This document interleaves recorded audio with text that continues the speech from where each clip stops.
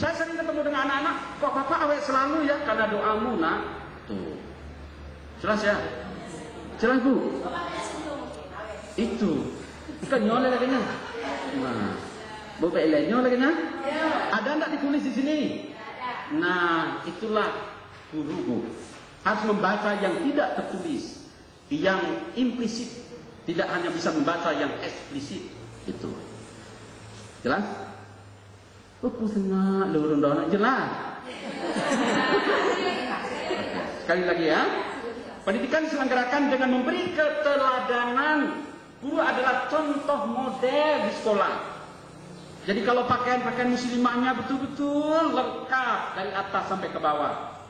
Kalau zaman dahulu, zaman saya dulu bu, masih rok panggung kurang kain. Kamu menyenang guru yang manis, loh itu kudu raja. Itu mengajarkan anak ke arah negatif. Betul bu. Agak merah hari ini. Tuh, bukan rumus matematik yang kami dapat. Aneh tampil gurunya itu. Bisik-bisik kami. Paham bu? Nah, termasuk ini diolesnya ala kadar, jangan berlebihan. Tapi ibu-ibu manis semua maksud saya. Jelas ya? Jelas bu ya? Walaupun baju kita terbatas, yang penting bersih gitu. Ada keteladanan dari tutur kata, dari cara bersikap, dari cara bergaul gitu. Itu akan dicontoh oleh anak-anak kita. Yang kita sebut orang gugu dan ditiru. Berikut, membangun kemauan dan mengembangkan kreativitas peserta didik dalam proses PBN. Dan mengembangkan kreativitas peserta didik dalam proses PBN. Apa itu PBN tadi? Proses belajar mengajar. Dan mengembangkan kreativitas peserta didik dalam proses pembelajaran. Kemudian lanjutan materinya konseling, kemudian bidang pelayanan konseling. Kemudian berikutnya pada kelompok C, fungsi bimbingan konseling. Fungsi bimbingan konseling. Kedua, jenis layanan konseling. Catat bu, jangan lupa jenis layanan konseling.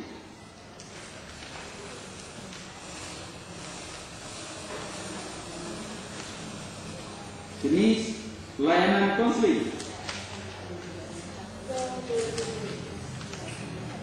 Sampai dengan jenis layanan lanjutan. Ada materinya. Jenis layanan konseling lanjutan maksudnya. Sudah? Kemudian kelompok D ya. Kegiatan pendukung. Kegiatan pendukung. Kemudian format kegiatan.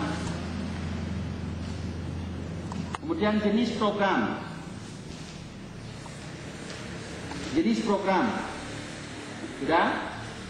Jenis program.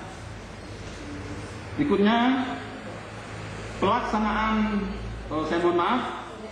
Kemudian kelompok E, penyusunan program. Penyusunan program. Pelaksanaan kegiatan konseling.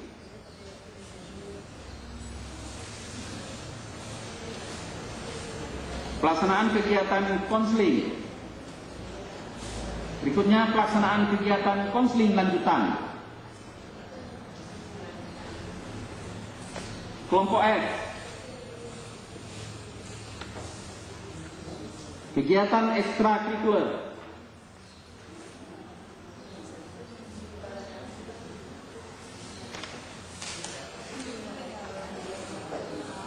Kegiatan ekstrakurikuler. Kemudian fungsi kegiatan ekstrakurikuler.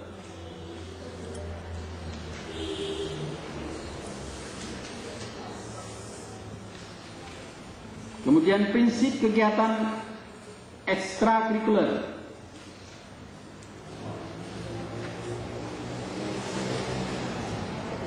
Prinsip kegiatan ekstrakurikuler. Terakhir jenis kegiatan ekstrakurikuler. Sudah cukup, Bu? Sisanya nanti kita bahas bersama-sama. Jenis kegiatan ekstrakurikuler. Sudah?